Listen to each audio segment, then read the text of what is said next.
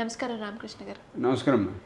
Sir, NTR గారి తనయుడిగా ఆయన పేరు మీద ఎన్నో పుస్తకాలను ప్రచురించారు. ఆయన గురించి ఎంతో మందికి తెలియజేయాలన్న తపనతో చాలా పుస్తకాలు ప్రచురించారు.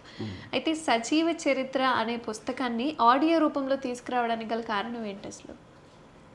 ఎందుకంటే అందరికీ హృదయపూర్వక నమస్కారాలండి. అందరికీ వారి గురించి స్వర్గీయ నందమూరి తారక రామారావు గారి గురించి మనం ఎంత మాట్లాడినా తక్కువే, తనివి తీరదు. ఆయన మహాపురుషుడు, యుగపురుషుడు, కళామతని వరాల కూడా ఈ శకానికే మహాపురుషుడు ఆయన. ఇప్పుడు సజీవ చరిత్ర పుస్తకం సెప్టెంబర్ 16 తేదీ నాడు విజయవాడలో ఆవిష్కరించడం చేయబడింది. మనం ముఖ్యమంత్రి వర్యులు నారా చంద్రబాబు నాయుడు గారు ఆధ్వర్యంలో, అలాగే ఉపరాష్ట్రపతి గారు వెంకయ్యనాయుడు గారు వచ్చారు. వారి చేతి మీద ఆ రోజు ఎవరు పాల్గొన్నారు ఆ క్రైస్ట్ టైంలో, 1 మంత్ క్రైస్ట్ టైంలో 1984లో ఆగస్టు 16 నుండి సెప్టెంబర్ 16 వరకు జరిగింది ఈ క్రైసిస్. కరెక్ట్గా అదే రోజున సెప్టెంబర్ 16 తారీఖున సెప్టెంబర్ 16 తారీఖున 2025న పుస్తకం ఆవిష్కరించడం చేయబడింది. అదే పుస్తకాన్ని ఇప్పుడు ఆడియో రూపంలో తీసుకొస్తున్నానండి. అది ఇవాళ డిసెంబర్ 8, 2025 నాడు ఆవిష్కరించడం చేయబడింది. సార్ ఆవిష్కరించడం కాదు, టీజర్ లాంచ్ అయిందండి. ఇవాళ టీజర్ లాంచ్. ఇదే ఈ ఆడియో బుక్ని మన డిసెంబర్ 13 తారీఖున అఫీషియల్గా లాంచ్ చేయబడుతుందండి. దగ్గుబాటి పురంధేశ్వరి చేతుల మీదుగా లాంచ్ చేయబడుతుందండి. ఎందుకంటే మరి ఈ రోజులో హై టెక్నాలజీ బాగా పెరిగిపోయింది, ఆడియన్స్ బాగా బిజీ అయిపోయారు. అందరూ ఇదివరకు కాదు, లైఫ్ బాగా మారిపోతుంది. లైఫ్ తగ్గట్టు మనం కూడా టెక్నాలజీ మనం వాడుకోవాలి కాబట్టి, మన అందరిని రీచ్ అవ్వాలి కాబట్టి, ఆడియన్స్ని అందరిని రీచ్ అవ్వాలి, ప్రజల్ని రీచ్ అవ్వాలి కాబట్టి ఈ రోజులో అందరూ చాలా బిజీ అయిపోయారు. ఎవరి పనుల మీద వాళ్ళు చేసుకుంటున్నారు, వాహనాలు డ్రైవ్ చేసుకుంటూ వెళ్తున్నారు. సో ఇదేంటి మధ్యన రేడియోలు కానీ బాగా వింటున్నారు, ఇద్దరు మీద రేడియోలు బాగా వింటున్నారు. కారులో ప్రయాణం చేసేటప్పుడు కాన్సన్ట్రేషన్ కూడా ఎక్కువ ఉంటుందండి. సో దీన్ని మనం ఆడియో రూపంలో చేస్తే ఎట్లా వచ్చింది బ్రహ్మాండం. ఎందుకంటే దీనికి వ్యూర్షిప్ అంటే ఇయరింగ్షిప్ అన్నాలో మరి ఏమన్నా దాన్ని అది కరెక్ట్ టెక్నిక్ పదం. దీనికి కానీ చాలా ఎక్కువ ఉంటుంది, మైలేజ్ బాగా వస్తుంది. అంటే డౌన్ టు ఎర్త్, అంటే టాకింగ్ బట్ టీవీ లేని చోట్లలో కూడా రేడియో ఉంది ఇవాళ. కాబట్టి గ్రామాలకి వెళ్ళిపోతుంది ఇది. సో ఈ ఆడియో రూపంలో తెస్తే బాగుంటుంది. మనకు ఎన్టీఆర్ లిటరేచర్ కమిటీ టీడీ ఆధ్వర్యంలో వారి చైర్మన్, వాళ్ళ ఆధ్వర్యంలో మేము కమిటీ సభ్యులు ఉన్నాం. ఈ డెసిషన్ తీసుకోవడం జరిగింది. కాబట్టి ఈ డెసిషన్ చాలా బాగుంటుందని ఈ ఐడియా తీసుకోవడం జరిగిందండి. సో అంటే రాజకీయ చరిత్రలో ఒకసారి వైదొలిగిన తర్వాత మళ్ళీ అవ్వడం అనేది నిజంగా అదొక హిస్టరీని క్రియేట్ చేసిందని చెప్పుకోవాలి. చరిత్ర ఇంకెక్కడ ప్రపంచంలో ఎక్కడ జరగలేదండి. అవును. పైగా ఇంకోటండి, ఈ ఐడియా అనేది ఆడియో రూపంలో ఈ పొలిటికల్ చరిత్రని ఆడియో రూపంలో రావటం నా దృష్టిలో ప్రపంచంలో మొట్టమొదటిసారి జరుగుతుంది. ఎక్కడ జరగలేదు ఇది, ప్రపంచం వ్యాప్తంగా ఎక్కడ జరగలేదు. అది దట్ ఈస్ ఎన్టీఆర్. ఆయన ఒక్కరికే వెళ్తుందండి అది. అవును. అంటే ఆయన తనయుడిగా ఇన్ని పుస్తకాలు, ఇంతమంది ఆదరణ పొందుతూ ఉన్న పరిస్థితి అనమాట. ఎలా అనిపిస్తుంది మీకు? చాలా అదృష్టం భావిస్తున్నాను. ముందు ఆయన బిడ్డగా జన్మించడం చాలా అదృష్టం భావిస్తున్నాను. ఏ జన్మ చేసుకుని పుణ్యమో. ఎన్టీ రామారావు గారు, బసవరామ, తారకమ్మ వాళ్ళు బిడ్డగా జన్మించడం చాలా అదృష్టం భావిస్తున్నాను. అలాగే నిజం ఒకసారి నాకే అనిపిస్తుంది, నిజంగానే నాన్నగారు ఇంత అంటే చాలా దగ్గరికి చూసాను ఆయన్ని. ఒకే ఒక సంఘటన చెప్తానండి.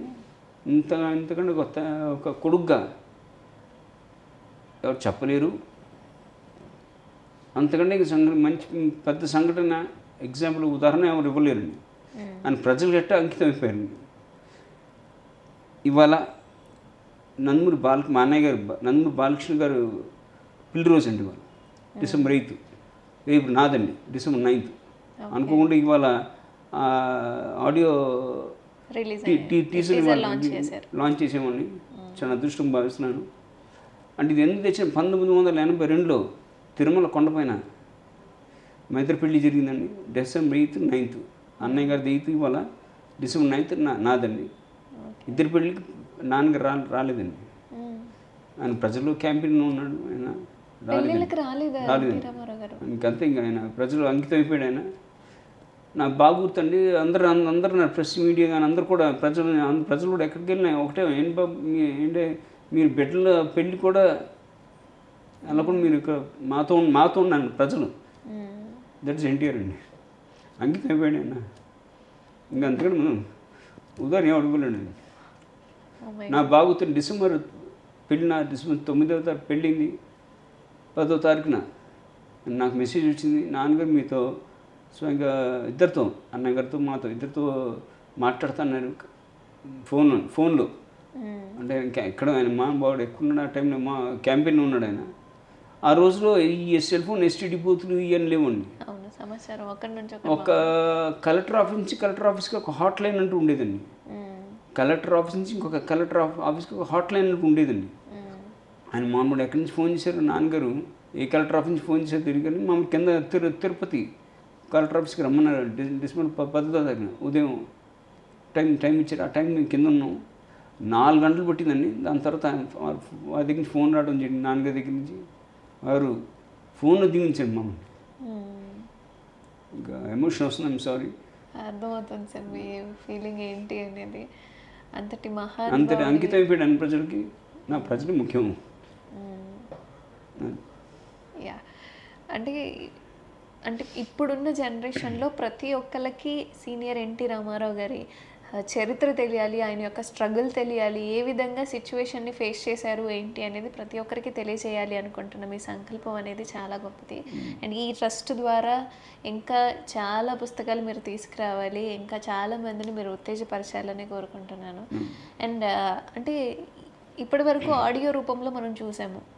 ఆన్ స్క్రీన్ ఎన్టీ రామారావు గారి పాత్రలో ఎవరైనా ఒక వ్యక్తి చేయాలి అంటే ఎవరు చేస్తే బాగుంటుంది అంటారు? అది ఇంక నో డౌట్ నందమూరి బాలకృష్ణ ఒక్కలే. Is only one. చేశారు కూడా, చాలా బాగా అద్భుతంగా చేశారు ఆయన. సొంతంగా కథానాయకుడు సినిమా తీశారు ఆయన. ఎన్టీ రామారావు బయోగ్రఫీ తీశారు. చాలా అద్భుతంగా నటించారు ఆయన. అట్టనే కాదు, ఇన్వాల్వ్ అయిపోయాడు ఆయన. నాన్నగారు రూపంలో వెళ్ళిపోయాడు ఆయన. మేమేం కూడా కాదు, స్క్రీన్లో చూసినంతసేపు నాన్నగారు కనిపించారు. బాలకృష్ణ గారు కాదు అక్కడ. అంత బాగా పాత్రకి న్యాయం చేశాడు ఆయన. పాత్రకి. So is the only one. Balakrishna గారు, ఎన్బికే, జై బాలయ్య, ఆయన ఒక్కరే. జై బాలయ్య ఆయన ఒక్కరే సాధ్యం అండి. ఇంకెవరిని యాక్సెప్ట్ చేయమండి. Is only one. సూపర్. అంటే ఈ సజీవ చరిత్ర అనే పుస్తకం ఇలా తీసుకొద్దాము అనుకుంటున్నప్పుడు మీ ఫస్ట్ రియాక్షన్ ఏంటి సార్ అసలు? ఇమ్మీడియట్గా స్పాంటేనియస్గా అందరం కమిటీలో అందరం ఇమ్మీడియట్గా దానికి యునానిమస్గా అందరూ ఒకటే ఎస్ అని ఇచ్చేసేయండి. ఎందుకంటే ఇందాక అన్నట్టు టెక్నాలజీ మారిపోయింది, ప్రజలకు టైం లేదు, అందరూ డ్యూల్ ఇన్కమ్ భార్య భర్త ఇద్దరు పని చేస్తున్నారు. ఇదంతా ఇప్పుడు ఎట్లా రీచ్ అవుతుంది అందరికీ అని దీనిలో ఈ ఐడియా రావడం జరిగింది. ఆడియో రూపంలో, రేడియోలో కానీ అన్నింటిలో, యూట్యూబ్లో కూడా చూస్తున్నాం. ఇప్పుడు కిరణ్ ప్రభాకర్ ఎన్టీ రామారావు గారి జీవిత చరిత్రను కిరణ్ ప్రభాకర్ తీసుకొచ్చారు. చాలా అద్భుతంగా తీసాడు ఆయన. అది అందరు బాగా రీచ్ అయిందండి. సో ఇదేంటి ఆడియో రూపంలో వెళ్తే ఇంకా అన్ని దీనికి విజువల్ అంటే ఆడియో రూపం అంటే మనకు కాన్సన్ట్రేషన్ కూడా ఎక్కువ ఉంటుందండి. డ్రైవింగ్ చేసేప్పుడు కానీ ఎక్కడ ఏం చేసేటప్పుడు కూడా ఎక్కడ పని చేసేటప్పుడు కూడా మనకు ఒక విధంగా మనకు డిస్ట్రాక్షన్ ఉండదండి. విజువల్ కొద్దిగా డిస్ట్రాక్షన్ ఉంటుంది, ఆడియో డిస్ట్రాక్షన్ ఉండదండి. కాన్సన్ట్రేషన్ ఎక్కువ దాని మీద ఉంటుంది కాబట్టి so it's very good right. అందరూ స్పాంటేనియస్గా దీన్ని ఓట్లు వేసాం, అద్భుతంగా ఉంటుంది, let's go for this project అనుకున్నాం. వెళ్ళాం, సక్సెస్ అయ్యామండి. ఇవాళ టీజర్ లాంచ్ చేసాం. 13వ తారీఖు మీ అందరూ చూస్తారు. దీన్ని విడుదల చేస్తాం. దగ్గుబాటి పుణ్య చేతుల మీదుగా అందరూ ఉంటారు, పెద్దలందరూ ఉంటారు, అందరి సమక్షంలో విడుదల చేస్తాం. అండ్ దీన్ని అంటే చంద్రబాబు నాయుడు గారి రియాక్షన్ ఏంటి సార్? ఫస్ట్ సజీవ చరిత్ర అనే పుస్తకం ఆయన ద్వారా రిలీజ్ చేశారు. సో ఆయన రియాక్షన్ ఏంటి అంటే మీ మాటల్లో? అద్భుతం, బ్రహ్మాండమైన అద్భుతం ఐడియా రామకృష్ణ. ఇది పుస్తకం చేసి ఎందుకంటే ఆయన ఆయన ఏమని చెప్పండి, ఆయనది ఎంత చెప్పినా తక్కువే ఎన్టీ రామారావు గారి గురించి.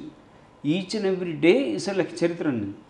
ఈచ్ అండ్ ఎవ్రీ ప్రతిరోజు ఆయన చేసిన పని డైసెక్ట్ చేస్తే అది పెద్ద చరిత్ర. అందుగురించి ఆయన చరిత్రలో చెప్పండి, ఎంత ఆయన గురించి ఎంత చెప్పినా మాట్లాడినా తక్కువ తనకి తీరదు. ప్రతిరోజు అండి, ప్రతిరోజు ఒక పుస్తకం రాయచ్చు, ఒక ఇన్సిడెంట్. అట్లా మహానుభావుడు ఆయన. ఇట్లా సినిమా ఇండస్ట్రీలో ఉన్నప్పుడు కూడా ప్రజలకు ఎందరో సేవలు అందించాడు ఆయన. రాజకీయాలు వచ్చి ముందే ఇట్లా తుఫాను బాధితులు కానీ, రాయలసీమ రిలీఫ్ రాయలసీమ ప్రాంతానికి కరువు వచ్చినప్పుడు కానివ్వండి, ఇదంతా ఆయన సినిమా ఆర్టిస్ట్ ఉన్నప్పుడే ప్రజలకు ఎన్నెన్నో సేవలు అందించాడు ఆయన. ఆయన ఎప్పుడంటే ప్రజల గురించి ఎప్పుడు ఆలోచించేవాడు, పేద ప్రజలు ముఖ్యంగా. ఎందుకు ఆయన కూడా కింద ఒక రైతు బిడ్డగా కింద నుంచి పైకి వచ్చాడు ఆయన. కష్టాలు తెలుసు, రైతులు కష్టాలు తెలుసు, పేద పిల్లలు కష్టాలు తెలుసు. పైకి వచ్చాడు కాబట్టి వాళ్ళ కష్టాలు తీర్చడానికి ఇంకెప్పుడు ఎవరి చరిత్రలు ఆయన చేపట్టిన సంక్షేమ పథకాలు ఇవాళ కూడా భారతదేశంలో కాదు, ఇది నిజంగా మొట్ట ప్రపంచవ్యాప్తంగా